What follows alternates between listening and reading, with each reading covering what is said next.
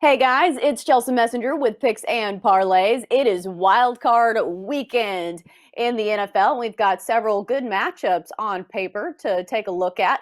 We're going to be talking about initial reactions to some of these lines and how they might move throughout the week. It's wild card weekend in the NFL, and we've got a special promo code. The code is WILD for 20% off the entire site at picksandparlays.net. We've got Craig Trapp joining us to talk about some of these matchups. Craig, let's start with the first one, Colts and Bills. The Bills have been red hot as of late.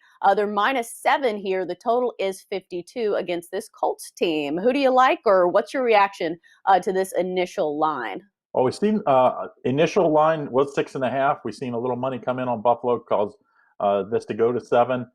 I don't expect it to move off that key number. I think the Bills have been playing so well. I just can't see a whole lot of action coming in on enough action coming in on the Colts to move that back to that 6.5 number. When you look at the total, I was kind of surprised we didn't see a little action on the over because the Bills' offense has been so explosive and they've given up their fair share of points. And my initial lean on this game probably to take the Colts and the points. It seems like in wild card weeks of history serves us at least that the underdogs do pretty well in wild card weekend. Yeah, Bills have been super hot against the spread as of late, though. 9-1 overall, but 8-2 against the number. So really hot when it comes to covering the number as of late, and might be worth a look in a spot for a teaser when you see that number at 6.5 or 7.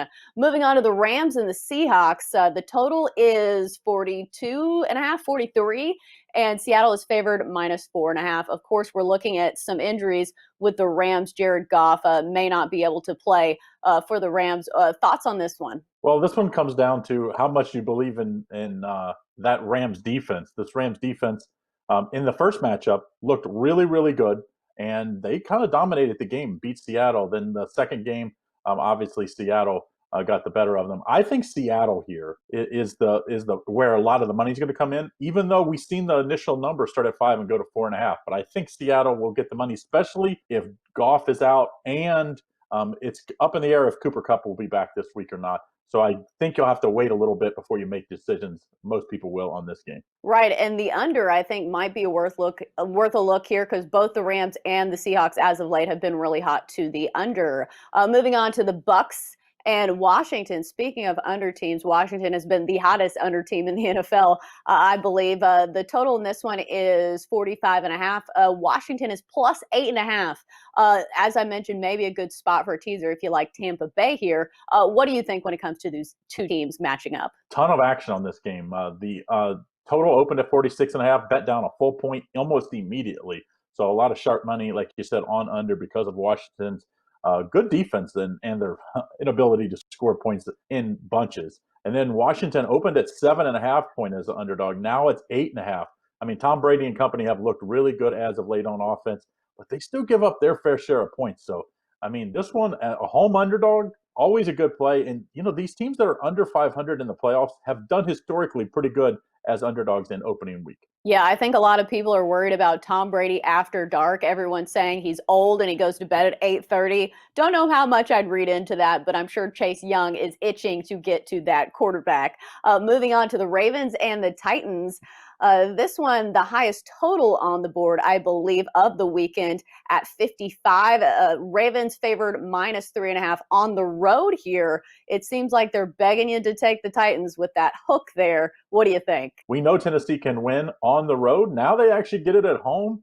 And the big question, what is going to happen to the Tennessee defense? Because this defense has been bad.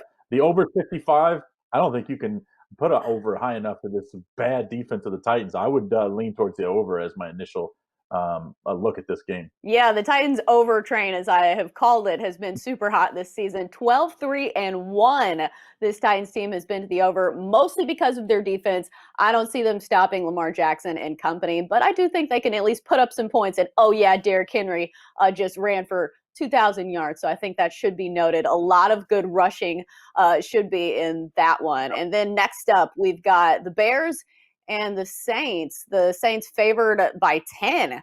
Wow. And the total is 48. That's a big number in the playoffs. Really big number. And, you know, Chicago has been better as of late, at least a little bit better. Yes, just 3-7 against the last 10 games and 4-6 against the spread. But when you're getting double digits in the playoffs, it's one you have to look at twice. The number opened at 9.5, bet to 10. I don't think it'll move off that number because the Saints defense is really, really good. And, we don't have fans, but Saints are still pretty good at home. So I'm leaning towards the Bears here, but I have to wait till later in the week to really break this game down a little more. Yeah, I think that I would be looking at an under here, especially since this Bears offense has looked better as of late, but it's been against really bad defenses, and New Orleans is still the number one defense according to defensive efficiency rankings. So I think it should be a tough matchup for that Bears offense. Moving on to the Browns and the Steelers. No love lost between these two.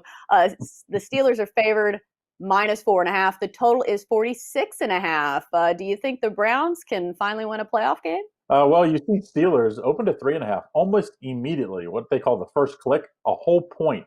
So a lot of money coming on the Pittsburgh Steelers. I think people give Steelers a lot of credit for basically with their backups pushing Cleveland in the last game, because they played just last week. So I think that's where that money came from.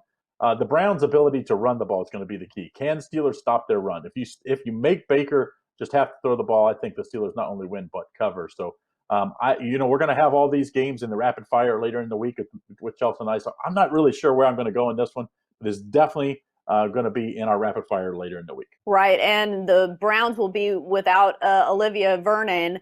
I believe he is now out for the season, if I'm remembering correctly. I can't see it on my notes, but just something as of note.